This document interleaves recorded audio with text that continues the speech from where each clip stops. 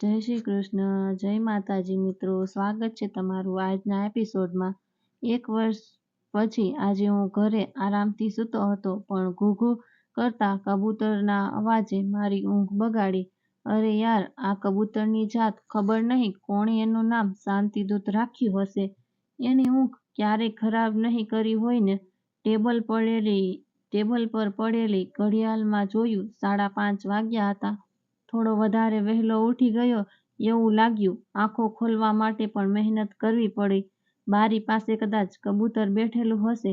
અવાજ ક્યાંથી આવી રહ્યો છે તે જોવા માટે બારી પાસે જઈ પડદો ખસેડ્યો.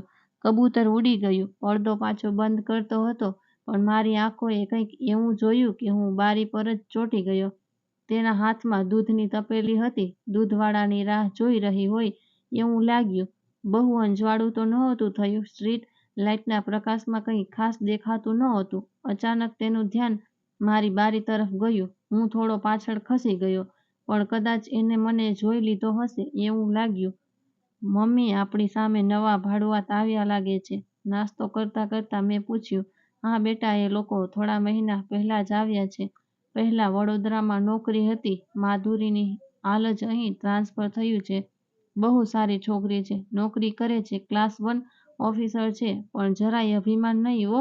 તેના મમ્મી પપ્પાનું તો ખૂબ જ ધ્યાન રાખે છે. મારી પાસે પણ આવે ઘણી વખત. હું ના કહું તો પણ મને કામમાં મદદ કરવા લાગી જાય. બહુ ભલી છોકરી છે.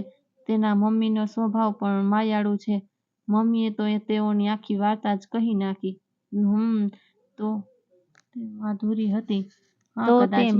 હતી. હા, કદાચ એ જ હશે. મારાથી અનાયાસે બોલાઈ ગયું. શું ચિરાગ બેટા, શું કહ્યું તે? મમ્મી સાંભળી ગયા હશે. નહીં મમ્મી, કંઈ નહીં. પરોઠું આપો ને, મેં બહાનું બનાવ્યું. બસ હવે વધુ ખાઈશ તો ઊંઘ આવશે. અહીં સૂવા નથી આવ્યો. તારો રીડિંગ ટાઈમ છે. વાંચવામાં ધ્યાન આપવાનું છે. મમ્મીએ વાંચવાનું યાદ કરાવી ભૂખ મારી નાખી. MBAની છેલ્લા વર્ષની પરીક્ષાઓ આવતી હતી. જેની તૈયારીઓ માટેની રજાઓમાં આવેલો એ તો ભૂલાઈ જ ગયેલું. શું મમ્મી, તું પણ વરસ પછી આવ્યો છે ઘરે? જો તો ખરી કેટલો દુબળો પડી ગયો છું, કહેતો ઊભો થયો ને મારા રૂમમાં આવ્યો. મેં વાંચવાની શરૂઆત તો કરી, પણ મન નહોતું લાગતું. અગાસી પર તડકે બેસી વાંચવાની મજા આવશે એમ વિચારી હું ઉપર ગયો. છત પર રાખેલી ખુરશીમાં બેસી હજુ તો વાંચવાનું ચાલુ જ કર્યું હતું. ત્યાં જ નીચે બાળકોનો બોલવાનો અવાજ આવ્યો. મેં નીચે જોયું તો બધા બાળકો એક છોકરીને વીંટળાઈને ઊભા હતા અને પોતાની સાથે ક્રિકેટ રમવા જીદ કરી રહ્યા હતા.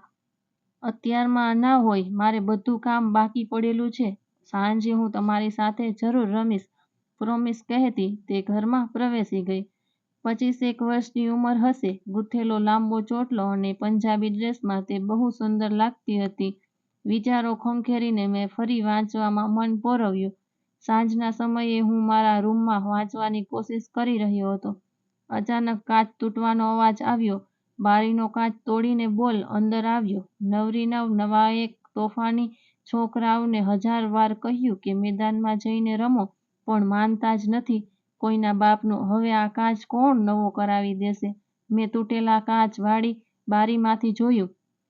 ડેલીએ ઊભા મમ્મી હૈયાવરાળ કાઢી રહ્યા હતા.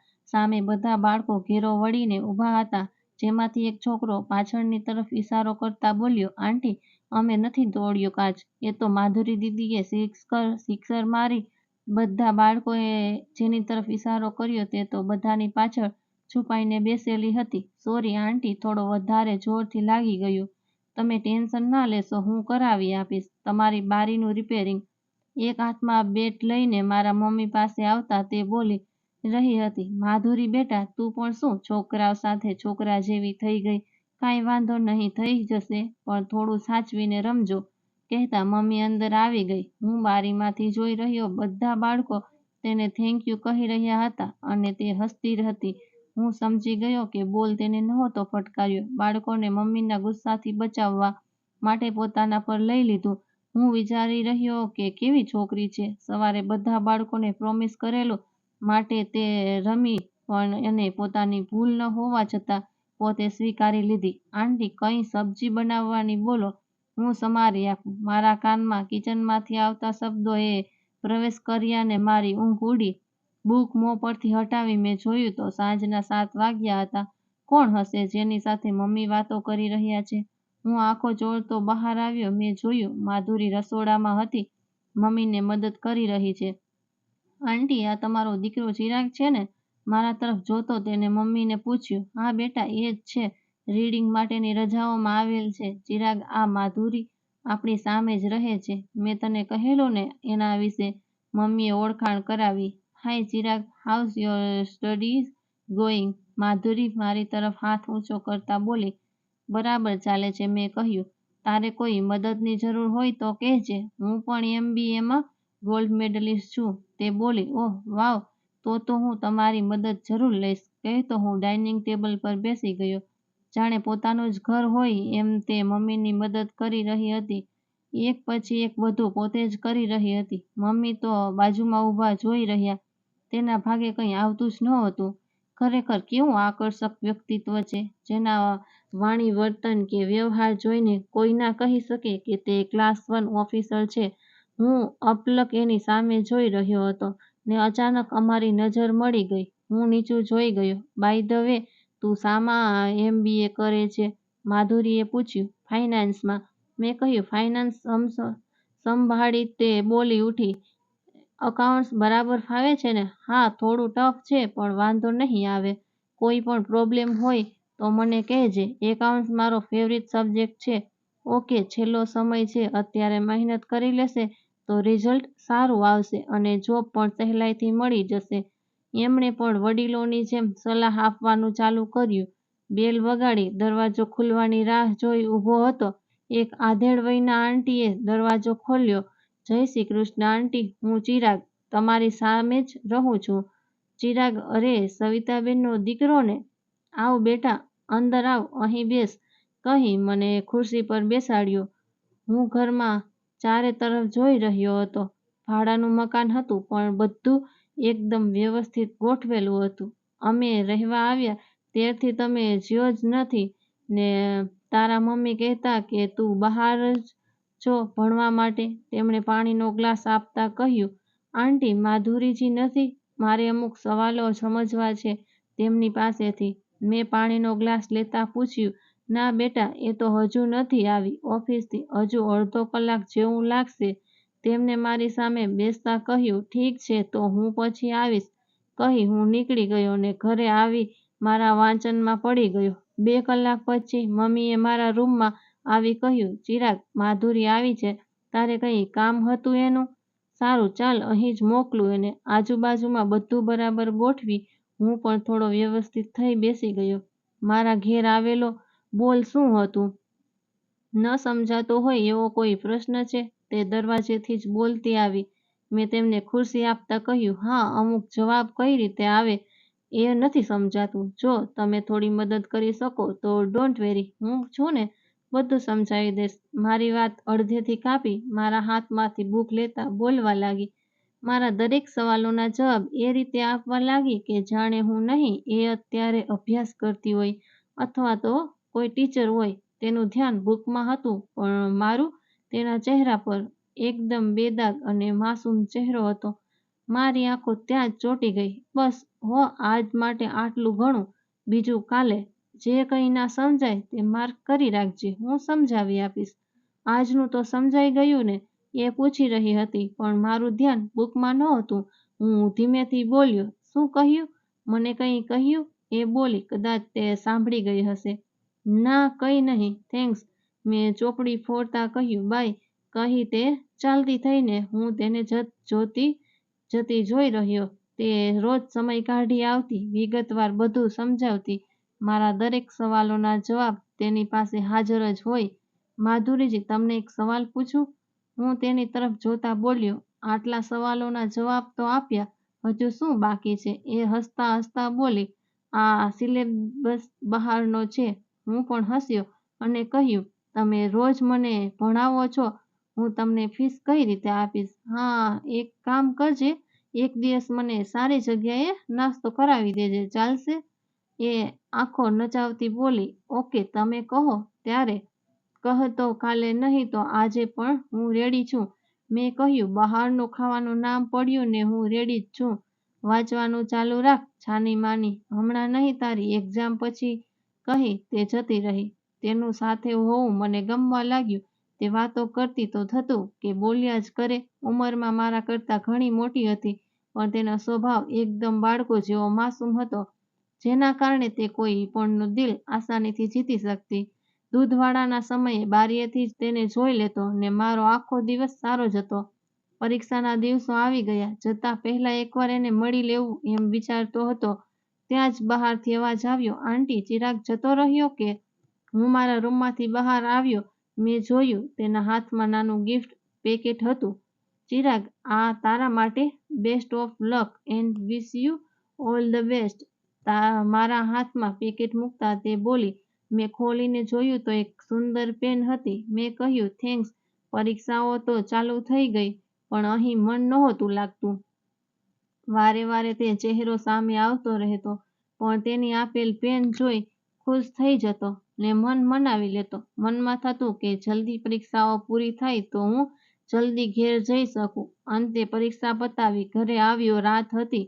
માધુરીને મળવાનું બહુ મન થતું રહ્યું, પણ સવાર સુધી રાહ જોયા વગર છૂટકો જ નહોતો. સવારે દૂધ લેવા માટે નીકળશે તો કમસે કમ તેને જોઈ તો શકાય, એમ વિચારી 5 વાગ્યાની એલાર્મ મૂકી સૂવાનો પ્રયત્ન કર્યો, પણ ઊંઘ તો આવવાનું નામ જ નહોતી લેતી. એલાર્મ વાગતા પહેલાં જ ઉઠી જવાયું. હજુ તો 4:30 જ વાગ્યા હતા, તો પણ હું ખુરશી રાખી બારી પાસે ગોઠવાઈ ગયો. રોજ દૂધવાળાના સમય પહેલાં જ આવી જતી, પણ આજે તો દૂધવાળાને પણ બેલ વગાડવી પડી. થોડે વારે દરવાજો ખુલ્યો. આજ 1 મહિના પછી હું તેને જોઈશ એ વિચારી મારી ધડકન તેજ થવા લાગી, પણ આજે તેજ ન આવી. દૂધ લેવા માટે તો તેના મમ્મી આવ્યા. હું બહુ નિરાશ થયો. એવું તો ક્યારેય નહોતું બન્યું કે દૂધ લેવા માટે તે ના આવી હોય. મને અલગ અલગ વિચારો આવવા લાગ્યા. કદાચ તે બીમાર હોય યા તો આઉટ ઓફ સ્ટેશન હોય. વિચારતા વિચારતા મને ક્યારે ઊંઘ આવી ગઈ ખ્યાલ જ ના રહ્યો. બસ એક્ઝામ પૂરી એટલે સૂતું રહેવાનું. ભૂલી ગયો મારી ફીસ આપવાની છે. આ એ અવાજ હતો કે જે સાંભળવા 1 મહિનાથી મારા કાન તરસી રહ્યા હતા. મેં આંખો ખોલી તો તે મારી સામે હતી. મને લાગ્યું હું સપનું જોઈ રહ્યો છું કે શું. ના ચિરાગ, તું સપનું નથી જોઈ રહ્યો, ખરેખર હું જ છું તારી સામે, જો, કહેતા એને મારા ગાલ પર ચૂંટી લીધી. મારા હાથ પર મારા ગાલ પર જતા રહ્યા ને ઊંઘ ઉડી ગઈ. મને ખ્યાલ આવી ગયો કે હું ખરેખર સપનું જ જોઈ રહ્યો હતો. ચિરાગ, ઉઠ, ફટાફટ ફ્રેશ થઈને આવી જા, નાસ્તો બની ગયો છે. મમ્મીનો અવાજ આવ્યો. હું જલ્દીથી નાસ્તો પતાવી માધુરીના ઘરે ગયો. અરે ચિરાગ, તું ક્યારે આવી ગયો? કેવી રહી પરીક્ષા? માધુરીએ દરવાજો ખોલતાની સાથે જ સવાલોનો મારો ચલાવ્યો. અરે બેટા, એને અંદર તો આવવા દે, આંટીએ માધુરીને ટોકતા કહ્યું. હું અંદર જઈ ખુરશી પર બેસી ગયો. હું થોડી વારમાં આવી, કહી માધુરી તેના રૂમમાં જતી રહી. આંટી, અંકલ નથી દેખાતા? મેં પૂછ્યું. હા, એ થોડા દિવસ ગામડે ગયા છે, અમુક કામથી. ચિરાગ, અહીં આવ તો થોડું કામ છે. અંદરથી માધુરીનો અવાજ સંભળાયો. હું અંદર ગયો તો માધુરીએ કહ્યું, પેલી સૂટકેસ ઉતારી દે ને, મારાથી પહોંચાતી નથી. મેં ખુરશી પર ચડી સૂટકેસ ઉતારી આપી. બેસ, મારે તને અમુક વસ્તુ બતાવવી છે, કહી તે સૂટકેસ ખોલવા લાગી. હું બેસી ગયો ને તેને જોતો રહ્યો. સૂટકેસમાંથી એક એક વસ્તુ કાઢી તે મને બતાવવા લાગી. પોતાના ફોટોગ્રાફ, સર્ટિફિકેટ, મેડલ, એવોર્ડ્સ વગેરે. મારું ધ્યાન તો તેના પરથી હટતું જ નહોતું. હું તો એમ જ હામાં હા કરીએ જતો હતો. અચાનક એક ફોટો નીચે પડી ગયો. તેમાં તે કોઈ છોકરા સાથે હતી. હું બરાબર જોઈ ના શક્યો. ફટાફટ ઉઠાવી તે ડાયરી વચ્ચે મૂકતા બોલી, કોલેજ વખતનો છે, આ બધું તમે મને કેમ બતાવો છો? મારાથી પૂછાઈ ગયું. કેમ, ફ્રેન્ડ્સને ના બતાવાય? તે મારી સામે જોતા બોલી. હા જરૂર, કેમ નહીં? મને ખૂબ આનંદ થયો કે એમણે મને ફ્રેન્ડ્સ કહ્યું. અરે, હું તો ભૂલી જ ગઈ. તું અત્યારમાં અહીં કેમ આવ્યો? કોઈ કામ હતું? તે સૂટકેસ બંધ કરતા બોલી. બસ એમ જ, પરીક્ષા બહુ સારી રહી, તમે ખૂબ હેલ્પ કરેલી ને, તો તમને થેન્ક યુ કહેવા માટે. મેં કહ્યું, કેમ, હું ક્યાંય ભાગી જવાની હતી? અને આમેય થેન્ક યુથી નહીં ચાલે, નાસ્તો કરાવવાનો છે, ભૂલી ગયો? તે હસતા હસતા બોલી. નાસ્તો નહીં, જમાણી પર દઉં. બોલો, ક્યારે જશું? આજે સાંજે, જો તને અનુકૂળ હોય તો કહેતા. સૂટકેસ પાછી રાખવા માટે ઈશારો કર્યો. ચાલો, હું તો એની ટાઈમ રેડી જ છું, મેં સુટકેસ રાખતા કહ્યું. આજે નજીકના જ એક રેસ્ટોરન્ટમાં અમે એક ટેબલ પર ગોઠવાયા અને ઓર્ડર આપ્યો. કોઈ કશું બોલતું નહોતું, બંને ચૂપચાપ બેઠા હતા. હું વિચારી રહ્યો હતો કે શું વાત કરવી. હા, તો હવે કહે કેવી રહી પરીક્ષા? એને પાણીના ગ્લાસ પર આંગળી ફેરવતા પૂછ્યું. હું ચમક્યો. હા, બહુ મસ્ત. એમાં પણ અકાઉન્ટ્સ તો એકદમ મસ્ત. તેની સામે જોતા બોલ્યો. ઓકે, હવે કહે કે સવારે ઘરે કેમ ચા આવેલો? તેના ચહેરા પર આશ્ચર્યનો ભાવ સ્પષ્ટ હતો. કહ્યું તો હતું, બસ એમ જ. તમને થેન્ક્સ કહેવા હું નીચું જોઈને બોલ્યો. એ તો તું આખા દિવસમાં ગમે ત્યારે કહી શકે ને, તો સવારમાં કેમ? મને સમજાતું નહોતું કે હવે શું કહેવું. દૂધ લેવા માટે રોજ તો તમે જ આવતા, પણ આજે તમે દેખાયા નહીં. મને થયું તમે બીમાર. મારાથી બોલાઈ ગયું. તે સાંભળી તેના ચહેરાના ભાવ બદલાયા. મને લાગ્યું કે મારે નહોતું બોલવું જોઈતું, પણ ત્યાં જ જમવાનું આવી ગયું અને વાત કપાઈ ગઈ. તને કેમ ખબર પડી? રોજ હું જ આવું છું. એટલો વહેલો તો તું ઉઠ્યો પણ ના હોય ને? તેના શબ્દોમાં થોડો ગુસ્સો હોય એવું લાગ્યું. હું ચૂપ જ રહ્યો. મને લાગ્યું કાચું કપાઈ ગયું. મને ખબર છે મેં નોટિસ કરેલું કે તું મને પહેલા દિવસથી જ રોજ સવારે બારી પરથી જોતો. તને ભણાવતી વખતે પણ તારું ધ્યાન બુક્સના બદલે મારા પર વધારે હોતું, ખરું ને? પૂછી શકું કેમ? એમણે ઉમેર્યું. હવે તો મારી હાલત જ ખરાબ થવા લાગી. શું કહેવું, શું કરવું કંઈ જ નહોતું સમજાતું. હું નીચું જોઈ બેસી રહ્યો. એમને જ બોલવાનું ચાલુ કરું. જો હું તારા પર ગુસ્સે નથી. ખાવાનું ચાલુ રાખો. તારી એજમાં આવું બધું થતું રહે. તેને વિજાતીય આકર્ષણ કહેવાય, પણ આપણી જાત પર કંટ્રોલ કરતા શીખવું પડે. ગમે ત્યાં લપસી ન પડાય. હું તારા જેવડી નથી અને મારો પાસ્ટ પણ તને ખબર નથી. હા, આપણે ફ્રેન્ડ્સ જરૂર બની શકીએ, પણ તારે પ્રોમિસ કરવું પડે કે તું ફ્રેન્ડશિપનો બીજો કોઈ અર્થ કાઢવાની કોશિશ નહીં કરે. હું નીચું જોઈ સાંભળી રહ્યો. કશું બોલવાની હિંમત જ ન કરી શક્યો. મારું તો જાણે દિલ જ તૂટી ગયો. સ્કૂલ કોલેજમાં ઘણી છોકરીઓના સંપર્કમાં આવ્યો હતો, પણ આટલી હદે કોઈ તરફ ખેંચાયો નહોતો. સતત તેના જ વિચાર આવ્યા રાખતા. કેમ કરી મારું મન શાંત જ નથી થતું. ચાલો ફ્રેન્ડ્સ તો છીએ જ, એમ મન મનાવી ઊંઘવાનો પ્રયત્ન કર્યો. તેની સામે આવવાની હિંમત જ નહોતી થતી. થોડા દિવસ મેં તેનાથી દૂર રહેવાની કોશિશ કરી, પણ બહુ મુશ્કેલ હતું. મારા માટે તે ઘરે આવે તો હું રૂમમાંથી બહાર આવવાનું ટાળતો. હવે મેં બારીમાંથી તેને જોવાનું પણ બંધ કરી દીધું. એક દિવસ હું મારા રૂમમાં કંઈક વાંચી રહ્યો હતો. Hello Chirag, are you okay? પાછળથી અવાજ આવ્યો.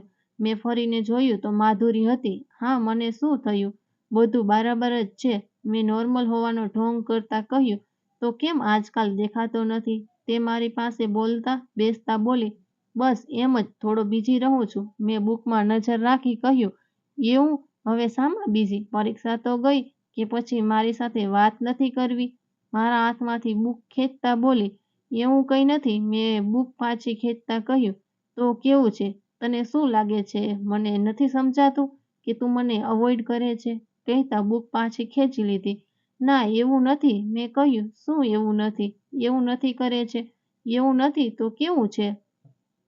જવા દે, હું બધું સમજુ છું. મેં તારા કરતાં વધારે દિવાળી જોઈ છે. એ થોડા ઊંચા અવાજે બોલી. તો હું શું કરું?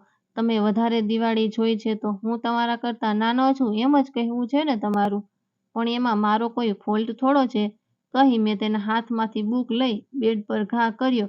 તે કશું બોલ્યા વગર જતી રહી. મને બહુ અફસોસ થયો કે હું જેના માટે લાગણી અનુભવી રહ્યો છું, તેની સાથે હું આમ ગુસ્સાથી કઈ રીતે વાત કરી શકું.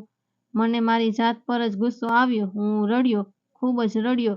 સાંજે હું તેના ઘેર ગયો. માધુરીએ દરવાજો ખોલ્યો અને કહ્યું, કંઈ બાકી રહી ગયેલું કહેવા માટે?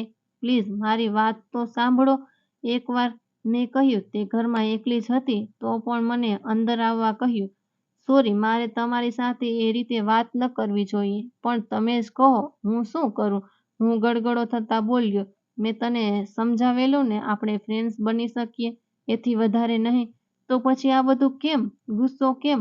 તે મારી સામે બેસતા બોલી.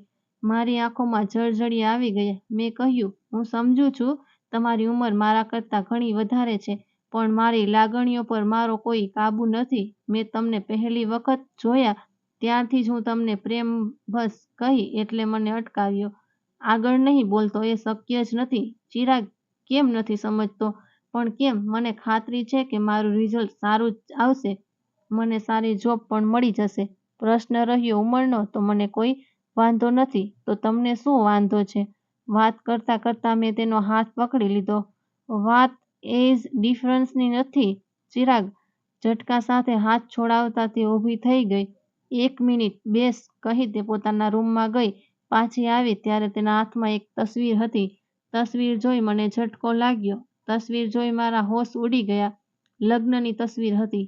માધુરી સાથે તે હતો જેનો ફોટોગ્રાફ તે દિવસે સુટકેસમાંથી પડી ગયેલો. મેં આશ્ચર્યભાવે તેની તરફ જોયું. આ છે મારો પાસ્ટ, મારો પતિ જે લગ્નના 1 જ મહિનામાં મને છોડી બીજી સાથે જતો રહ્યો. મમ્મી પપ્પાના દબાણના કારણે મારી સાથે લગ્ન કરેલા, જતો રહ્યો છોડીને. 3 વર્ષ થઈ ગયા, પાછું વળીને જોયું પણ નહીં ક્યારે. આ મારા મમ્મી પપ્પા નથી, તે મારા સાસુ સસરા છે. હું દીકરી નથી, એમની પુત્રવધુ છું, પણ દીકરીની જેમ રાખે છે. મને કેમ છોડી શકું એ લોકોને? તેને રડતા રડતા આખી કહાની કહી નાખી. હું થોડીવાર મૌન જ રહ્યો. શું બોલવું, શું કહેવું કંઈ સમજાતું નહોતું. બોલ હવે, કશું કહેવું છે તારે? કેમ બંધ થઈ ગયો? મારી સામે જોતા બોલી. રડી રડીને તેની આંખો લાલ થઈ ગયેલી. હા કહેવું છે. મેં તેના બંને હાથ પકડી કહ્યું. Steel I love you. તમારો પાસ્ટ જે કંઈ હોય મને કોઈ ફરક નથી પડતો. માધુરી, હું તમને રડતા ન જોઈ શકું. મેં તેના આંસુ લૂછતા કહ્યું. ચિરાગ, તું સમજતો નથી. કોઈ નહીં સ્વીકારે આ સંબંધ. બદનામી થશે એ અલગ. કહેતા મારા ખભા પર માથું ટેકવી રહી. મને આજે ખબર પડી કે હંમેશા હસતા રહી કેટલું દુઃખ છુપાવી રાખ્યું હતું. પોતાના હૃદયમાં રસ્તો નીકળી જશે. તમે શાંત થઈ જાઓ. મેં આશ્વાસન આપતા કહ્યું. તો ખરું, પણ હું પોતે જ નહોતો જાણતો કે કેવી રીતે. હવે તું જા, મમ્મીનો આવવાનો સમય થઈ ગયો છે. હું ઠીક છું. તે ઊભી થતાં બોલી. હું ભારે હૃદયે ત્યાંથી નીકળી ગયો. ઘેર આવી મમ્મીને બધી વાત કરી. પહેલાં તો મમ્મી બહુ ગુસ્સે થઈ, પણ પછીથી તે બધું સમજી ગઈ. જો દીકરા, આ બધું બહુ અઘરું છે. તું ધારે છે એટલું સહેલું નથી. એક તો તેની ઉંમર તારા કરતાં ઘણી મોટી છે. બીજું કે તે પરિણીત છે અને તેના સાસુ સસરા સાથે છે. બધું બહુ જટિલ છે. મમ્મી મારા માથા પર હાથ ફેરવતા બોલી. હું જાણું છું મમ્મી, પણ હું તેને ચાહું છું. તેનાથી દૂર નહીં રહી શકાય. હું મમ્મીના ખોળામાં માથું રાખી રડી પડ્યો. તું રડવાનું બંધ કર, કંઈક થઈ રહેશે, કહી મમ્મીએ મને શાંત કર્યો. એ દિવસ પછી તેને મારા ઘરે આવવાનું બંધ કરી નાખ્યું. હું બસ બારીએથી તેને જોઈ મન મનાવી લેતો. રિઝલ્ટ આવી ગયું. ફર્સ્ટ ક્લાસ હતું. હું કેમ્પસ ઇન્ટરવ્યૂમાં જ સિલેક્ટ થઈ ગયો, એ પણ સારા સેલરી સાથે. હવે બીજું કોઈ ટેન્શન ન હતું. બસ એક ખાલીપો હતો. એ માધુરી વગર ભરાય એમ નહોતો. બધું ચાલ્યું. ત્યારથી એક વખત પણ તેને મળ્યો નહોતો. મળ્યો તો શું, ક્યારેય સામસામે પણ નહોતા આવ્યા. એક દિવસ ઓફિસથી આવી મારા રૂમમાં જતો હતો ને મમ્મી રસોડામાંથી બોલ્યા. આવી ગયો ચિરાગ બેટા, કેવો રહ્યો દિવસ? સારો, થોડું થકાઈ ગયું છે, થોડો ફ્રેશ થઈ આવું, કહી હું રૂમમાં જઈ બેડ પર આડો પડ્યો ને ચોખ્ખું આવી ગયું. મારી યાદ આવે છે? અવાજ સંભળાયો. મને લાગ્યું મારો વહેમ છે. હું બંધ આંખે એટલું જ બોલ્યો. હા આવે છે, આવે તો છે. તો આટલા દિવસમાં એકે વખત મળવાનું મન ન થયું? ફરી વખત આવેલી અવાજ સાથે મેં આંખ ખોલી. ખરેખર ત્યાં કોઈ નહોતું. બસ ચારે બાજુ સપાટ દિવાલો જ હતી. મને લાગ્યું કે એ મારી સામે જોઈ હસી રહી છે. ચિરાગ બેટા, જમવાનું બની ગયું છે, ચાલ આવી જા. બહારથી મમ્મીનો અવાજ આવ્યો. ભૂખ તો ઘણા દિવસથી મરી ગયેલી, પણ મમ્મીનું મારા સિવાય કોણ, એમ વિચારી મેં મારી જાત સંભાળી રાખેલી. ચિરાગ, કાલે રવિવાર છે, તારે રજા જ છે ને? તું ઘરે જ રહેજે. મમ્મી રોટલી આપતા આપતા બોલી. હા મમ્મી, પણ કેમ? મેં આશ્ચર્ય ભાવે પૂછ્યું. કાલે તારો સંબંધ નક્કી કરવાનો છે. બહુ થયું, મારાથી તારી આ હાલત નથી જોવાતી. મમ્મીના એ શબ્દો મને ચાબુકની જેમ વાગ્યા. શું મમ્મી, તું પણ, તને તો બધી ખબર જ છે ને? તો પણ? કોળિયો મારા હાથમાં જ રહી ગયો. એ મારું કશું નથી સાંભળવું.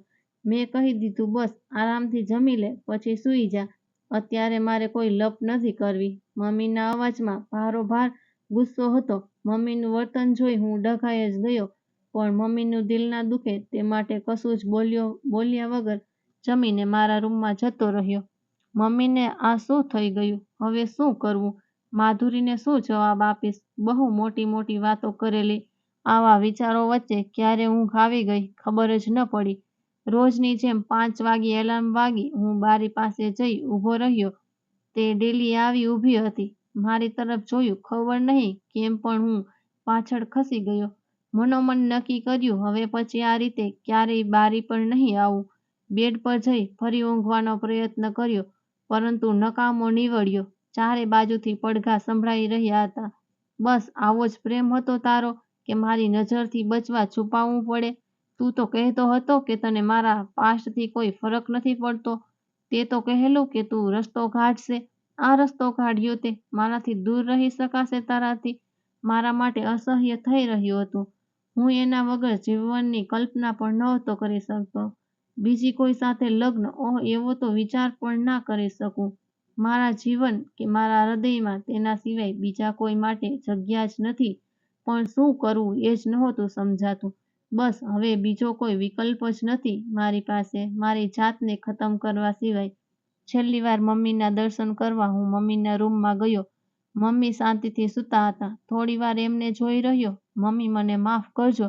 મને ખબર છે કે મારા સિવાય તમારું કોઈ નથી, પણ હું તેના વગર નહીં જીવી શકું.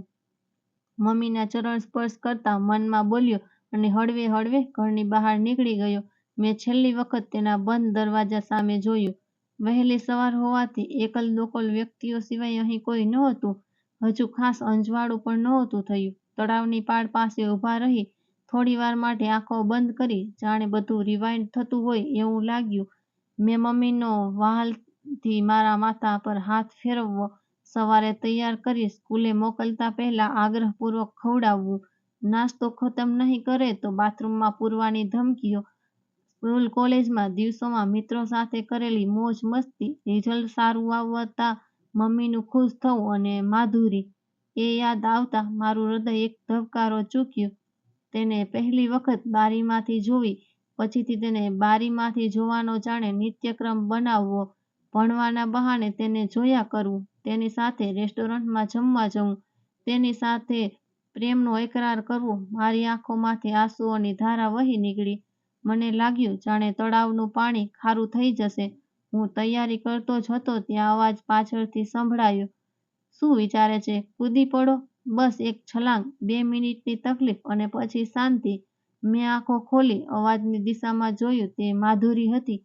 આમ અહીં કૂદી જવાથી જો સોલ્યુશન આવતું હોય તો અહીં પાણી નહીં, લાશોનો ખડકલો હોત.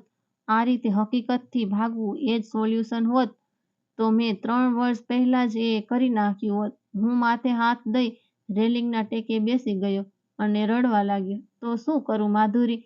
મને બીજું કંઈ સૂઝતું નથી. મેં રડતા રડતા કહ્યું, એમ? બીજું કંઈ ન સૂઝે તો આ કરવાનું? તને એક વખત વિચાર ન આવ્યો તારી પાછળ તારા મમ્મીનું શું? એ બીજું કોઈ એમના માટે? આ દિવસ જોવા માટે તને મોટો કર્યો એમને. તને મારો પણ વિચાર ન આવ્યો? હું કેમ જીવી શકું એ વિચારીને કે તે મારા કારણે આ પગલું ભર્યું? આ તો સારું થયું કે મેં તને આટલી વહેલી સવારે જતા જોયો અને મને વિચાર આવ્યો તો મેં તારો પીછો કર્યો. નહીં તો તું શું કરી બેસ્યો હોત? તે મારી પાસે બેસતા બોલી. હું તેના ખંભે માથું નાખી ખૂબ રડ્યો. તે મારા માથે હાથ ફેરવતી રહી. એમણે મારા માથા પર હાથ ફેરવ્યો. મને લાગ્યું મારું મન એકદમ શાંત થઈ રહ્યું છે. મને મારી ભૂલ સમજાઈ રહી હતી. માધુરીજી, મમ્મી મારો સંબંધ બીજે નક્કી કરવાનું કહે છે. હું કેમ કરી શકું? હું તો તમને જ ચાહું છું. હવે હું શું કરું એ જ નથી સમજાતું. મારાથી મમ્મીની ઉપરવટ જઈ ના શકાય અને તમારા વગર રહી ના શકાય. રહેવું પડે ચિરાગ. હંમેશા આપણે જે જોઈતું હોય એ બધું મળી જ જાય એવું નથી હોતું. આંટી સમજી ગયા હશે કે આપણું કંઈ જ ન થઈ શકે. જો ચિરાગ, હું પણ તને પસંદ કરું છું. કદાચ એ પ્રેમ પણ હોઈ શકે. તને એક સારો મિત્ર તો માનું જ છું, પણ આનાથી વધારે આપણા સંબંધનું કોઈ ભવિષ્ય જ નથી. તું એ બધું ભૂલી જા. તે મને સમજાવતા બોલી. જીવનમાં સમાધાન કરવું જ પડે. હું પણ કરી જ રહી છું ને. મને લાગ્યું તેના શબ્દોમાં જે ભાવ હતા એ સમજવા હું હજુ કાચો છું. કસમ ખા, બીજી વખત આવું પગલું નહીં ભરે. મારો હાથ પોતાના માથે રાખતા બોલી, તમારી કસમ, હવે આવો વિચાર પણ નહીં કરું, કહી એમને વિશ્વાસ આપ્યો. તે મને સમજાવી ઘરે લઈ આવી. હું અંદર આવ્યો ત્યાં સુધી એ મને જોતી રહી. ચિરાગ ક્યાં જતો રહેલો સવારમાં બેટા? મમ્મીએ પૂછ્યું. શું જવાબ આપું? મમ્મીના પ્રશ્નએ મને અંદર સુધી હચમચાવી નાખ્યો. મમ્મી સાથે આંખ મેળવવાની પણ હિંમત નહોતી થતી. થોડું વોક કરવા ગયેલો એટલું બોલી બાથરૂમમાં જઈ શાવર નીચે ઊભો રહી મારા આંસુ અને પાણી સાથે વહાવી નાખવાની નકામી કોશિશ કરતો રહ્યો. મમ્મીનો અવાજ સંભળાયો. જલ્દી બહાર આવજે, નાસ્તો તૈયાર છે અને મહેમાનો આવે ત્યાં સુધીમાં મારે બધું કામ પતાવવાનું છે. મહેમાન આવ્યા, અહીં તહીંની વાતો થઈ. મેં પારુલને જોઈ. તે સુંદર હતી. મારું બનાવટી સ્મિત અને શુષ્ક ચહેરો જોઈ કદાચ તે મારી મનોદશા સમજી પણ ગઈ હોય. મને મારા રૂમમાં બેસી એકબીજા વિશે બધી વાતો કરી. મેં માધુરી વિશે પણ બધું કહી દીધું. તેના ચહેરાના ભાવમાં થોડું પરિવર્તન તો આવ્યું, પણ તે સમજદાર લાગી. કોઈ વાંધો નહીં, આપણે એકબીજાને બરાબર જાણી લઈશું, સમજી લઈશું, પછી આગળ વધીશું. હું પપ્પાને વાત કરી સમય માંગીશ. તમે ચિંતા ન કરતા. હું નથી ઈચ્છતી કે આપણો સંબંધ આપણા જીવનમાં બોજો બની રહે. પારુલની વાતો સાંભળી મને માધુરીની વાતો યાદ આવી ગઈ. એટલે જ લોકો કહેતા હશે કે છોકરીઓ જલ્દી મોટી થઈ જાય છે. ત્યારબાદ અમે એકબીજાને ઘણી વખત મળ્યા. રેસ્ટોરન્ટમાં જમવા જતા, પાર્કમાં બેસી કલાકો સુધી વાતો કરતા. ધીમે ધીમે સારા મિત્રો પણ બની રહ્યા હતા. પણ જે લાગણીઓ માધુરી માટે હતી તે પારુલ માટે ક્યારેય નહોતી અનુભવાતી. પારુલ પણ એ સમજી રહી હતી. એ ક્યારેય મારા પર દબાણ લાવવાની કોશિશ પણ નહોતી કરતી. ઘણી વખત હું તે માધુરી પણ મળતા, પણ પહેલા જેટલું ખુલીને વાતો ન કરી શકતા. બંને વચ્ચે થોડું અંતર વધતું હોય એમ લાગતું. અંતર વધી રહ્યું હતું, હા, પણ જ્યારે પારુલ સાથે હોઉં ત્યારે એકલો પડું ને તેનો વિચાર ન આવે એવું તો ક્યારેય નહોતું બન્યું. એમને મારા મન કે દિલમાંથી નીકાળવાનો તો મેં પ્રયાસ પણ કદી નહોતો કર્યો. હવે મને લાગતું કે હું બે નાવ પર સવાર છું અને એ બંનેની દિશાઓ પણ અલગ અલગ છે. મારે જલ્દીથી કોઈ નિર્ણય લેવો જ પડે. શું કરવું, કોને કહેવું, ક્યાં જવું, કંઈ જ સમજમાં નથી આવતું. પારુલ સારી છોકરી છે, સમજદાર છે. મને આટલો સમય પણ આપ્યો વિચારવા માટે. એ મારો પ્રશ્ન છે કે હું કોઈ નિર્ણય નથી લઈ શકતો. હવે એની લાગણીઓ સાથે વધારે રમત ના કરી શકું. કોઈની સારાઈનો ફાયદો ના ઉઠાવી શકાય. પણ હું માધુરીને નથી ભૂલી શકતો, જેના કારણે આગળ જતા પારુલ સાથે હું ન્યાય ન કરી શકું. એવું પણ બની શકે જે હું બિલકુલ નથી ઈચ્છતો. જે જ મળીને બધું સોર્ટ આઉટ કરવું પડશે. એમ વિચારી હું પારુલને મળ્યો. પારુલ, મારે તમને એક વાત કહેવી છે. તો કહો ને, પારુલ બોલી. આઈ એમ સોરી, પણ જુઓ, હું તમારું દિલ નથી દુખાવા માંગતો, પણ આજે કહેવું જ પડશે. તમે ખૂબ જ સારા છો. તમને લગ્ન માટે ના કહેવું તો કોઈ કારણ જ નથી મારી પાસે. પણ મને શંકા છે કે જે સ્થાન માધુરીનું છે તે તમને ક્યારેય આપી શકીશ કે નહીં.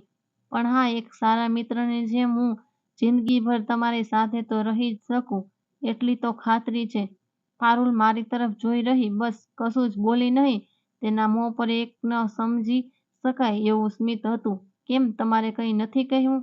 તેની આંખોમાં જોતા મેં પૂછ્યું. કહેવું છે, પણ આજે નહીં, 2 દિવસ પછી. આ જ સમયે અહીં જ મળીશું, કહી તે ચાલી નીકળી. હું તેને બધાની જેમ જતા જોઈ રહ્યો. કંઈ જ સમજ ના પડી. કેમ 2 દિવસ? શું થશે 2 દિવસ પછી? આજે હું તેની રાહ જોતો પાર્કમાં બેઠો. મોટા ભાગે તો એ મારી પહેલાં આવી જતી. મારા મનમાં તો વિચારોનું તાંડવ શરૂ થઈ ગયેલું. કેમ અને 2 દિવસોનો સમય માંગ્યો? આજે આવશે કે નહીં? આવશે તો શું કહેશે? બહુ રાહ જોવી પડી. સોરી, એક જરૂરી કામ પતાવવાનું હતું, એમાં મોડું થઈ ગયું. તે આવતાની સાથે બોલી અને મારી નજીક આવી બેસી ગઈ. કોઈ વાંધો નહીં, મેં કહ્યું. હા, તો તે દિવસે તમે શું કહેતા હતા, ફરી કહો. મારી સામે એકીટસે જોતા બોલી. હું કહેતો હતો કે મને સમજાતું જ નહોતું કે ક્યાંથી શરૂ કરું. તમે બેફિકર બોલી શકો છો. મને ફ્રેન્ડ કહો છો ને, તો ફ્રેન્ડ્સમાં શું વિચારવાનું? જે મનમાં હોય તે કહી નાખો. પારુલ મારો હાથ પોતાના હાથમાં લેતા બોલી. મને લાગ્યું કે જાણે મને બોલવાની હિંમત મળી ગઈ. પારુલ, એ વાતમાં કોઈ શંકા નથી કે હું તમને એક ખાસ ફ્રેન્ડ સમજું છું અને તમારી સાથે લગ્ન પણ કરીશ. બને ત્યાં સુધી તમારી લાગણીઓને માન પણ આપીશ. હું કોશિશ કરીશ કે તમે મારા કારણે દુઃખી તો ક્યારેય નહીં જ થાવ, પણ માધુરી મારો પહેલો પ્રેમ છે જે હું ક્યારેય નહીં ભૂલી શકું. એથી મને ડર એ વાતનો છે કે હું તમારી સાથે અન્યાય ન કરી બેસું. મેં મારું દિલ તેની સામે ખોલી નાખ્યું. જે હતું બધું કહી નાખ્યું. થોડીવાર શાંતિ પ્રસરી રહી. કોઈ કશું જ ન બોલ્યું. એ મારી સામે જોઈ રહી અને હું તેની સામે. એના ચહેરા પર એક અકલ્પનીય ભાવ હતો. બસ, કે હવે કંઈ કહેવાનું બાકી છે તો કહી દો. આજ પછી તમારી સાથે હું કદાચ આ વિષય પર વાત ન પણ કરું. પારુલ બોલી. મારાથી કંઈ જ ન બોલાયું. બસ તેની સામે જોઈ રહ્યો. તેની આંખોમાં ચમક હતી તો મારી આંખોમાં ભીનાશ. ઠીક છે તો ચાલો, કહી તે મારો હાથ પકડી ચાલવા લાગી. મને કહેશો આપણે ક્યાં જઈએ છીએ? હું રણચંડી બનેલી પારુલની પાછળ પાછળ ઢસડાતો જતો હતો. તળાવ પરથી ધક્કો મારવાનો છે તમને, ચાલો, તે બોલી. તમારું બીજું તો કંઈ થઈ શકે એમ નથી, કહેતી મને રીતસર ખેંચીને ચાલતી રહી. અરે એવું તો કોઈ કરતું હશે. સોરી પારુલ, તમે જ તો કહ્યું કે આપણે ફ્રેન્ડ્સ છીએ, એટલે તો મેં બધી વાત કરી તમને. હું તમારી સાથે લગ્ન કરવા પણ તૈયાર છું. પ્લીઝ મને છોડી દો. તે અચાનક ઊભી રહી ગઈ ને બોલી, કેમ, બીજી માધુરી બનાવવી છે મને? ચૂપચાપ આવો મારી સાથે. પાર્કમાંથી નીકળી ઓટો લઈ સીધા મારા ઘર પાસે આવી ઊભી રાખી. એ શું કરવા માંગે છે એ તો મને સમજાતું જ નહોતું. મારા ઘરનો દરવાજો પણ ખુલ્લો જ હતો. મેં અંદર જોયું તો બધા ત્યાં હાજર હતા, જાણે કે મારી જ રાહ જોઈ રહ્યા હોય. ત્યાં મારા મમ્મી સાથે માધુરીના સાસુ સસરા તેમજ એક તરફ માધુરી પણ બેઠી હતી. મને એવું લાગ્યું કે હું કોઈ ફિલ્મ જોઈ રહ્યો છું. મેં બધું ક્લિયર કરી નાખ્યું, બધાને સમજાવી દીધું છે. હવે તમે જાણો ને માધુરીજી જાણે. આપણું કામ પૂરું. એ શું કહી રહી છે મને કંઈ જ નહોતું સમજાતું. હા ચિરાગ બેટા, અમને તારા અને માધુરીના સંબંધથી કોઈ વાંધો નથી. ઉલટું અમે તો ખુશ છીએ. જ્યારથી મારો દીકરો ઘર છોડીને ગયો ત્યારથી એ બિચારી એક દીકરીની જેમ અમારી સેવા કરે છે. માધુરીના સાસુ મારી પાસે આવી મારા માથા પર હાથ રાખતા બોલ્યા, એને તો દીકરીની જેમ ફરજ નિભાવી હતી. અમારો વારો છે માતા પિતાની જેમ તેને વડાવવાનો. હું આશા રાખું છું કે તું અમારી દીકરીને ખરેખર ખુશ રાખીશ. અમે તો નક્કી કરી લીધું કે માધુરીનું કન્યાદાન પણ અમે જ કરીશું. તેના સસરા પણ મને આશીર્વાદ આપતા બોલ્યા, હું તો બાધાની જેમ બધું જોઈ રહ્યો. મને તો આ બધું એક ચમત્કાર જેવું લાગતું હતું. હું માધુરી પાસે ગયો અને ફિલ્મી સ્ટાઇલમાં ગોઠણ પર બેસી તેનો એક હાથ પકડીને બોલ્યો, માધુરી, હું આજે બધા વચ્ચે તમને પ્રપોઝ કરું છું. હું તમને ચાહું છું. શું તમે મારી સાથે લગ્ન કરશો? હા, પણ એક શરતે. માધુરી હસતા હસતા બોલી, તમારે મને તમે નહીં તું કહેવું પડશે. બોલો, મંજૂર છે? મંજૂર તો તમારી બધી શરત છે, પણ તમે માંથી તું થવામાં થોડો સમય લાગશે. હું પણ હસતા હસતા બોલ્યો, અરે યાર, આ કેવો માણસ છે, આને બધી વાતમાં સમય જોઈતો હોય. સમય ક્યાંકથી વેચાતો મળે તો તમારા લગ્નમાં હું ગિફ્ટમાં આપીશ, કહેતી પારુલ પણ હસી પડી. આમ તો હું આંખોનો ભાવ સમજવામાં પહેલેથી જ થોડો કાચો હતો, પણ આજે હું પારુલને જોઈને જ સમજી ગયો કે તે હસતી તો હતી, પણ તેની આંખના ખૂણાની ભીનાશ સ્પષ્ટ દેખાઈ આવતી હતી. હું અને માધુરી તેની પાસે ગયા અને તેનો આભાર માન્યો અને જીવનભર મિત્રો બની રહેવાનો વાયદો કર્યો. આજે વર્ષો થઈ ગયા આ ઘટનાક્રમને. હું અને માધુરી અમારા જીવનમાં સુખી છીએ અને હજુ હું માધુરીને તમે જ કહીને બોલાવું છું. પારુલ પણ એકદમ સમજદાર પતિ સાથે તેના સંસારમાં વ્યસ્ત થઈ ગઈ. અમે ચારેય ઘણી વખત સાથે ફરવા નીકળીએ છીએ અને એ બધા મળી મારી મજાક પણ ઉડાવે છે.